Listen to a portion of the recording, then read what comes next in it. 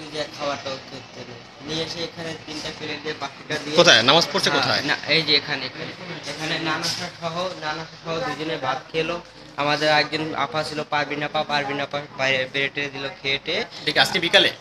আজকে দুপুরে দুপুরে না? হ্যাঁ খাওয়া দাওয়া করে সে এইখানেই প্রায় নামাজ হ্যাঁ পড়তো? এখানে সবসময় উনি এখানে ছাড়া কখনোই কোনো জায়গায় পড়ে না। আর এই সিটটায় যে বসবে সে স্যার আসলেই ছেড়ে দেয়।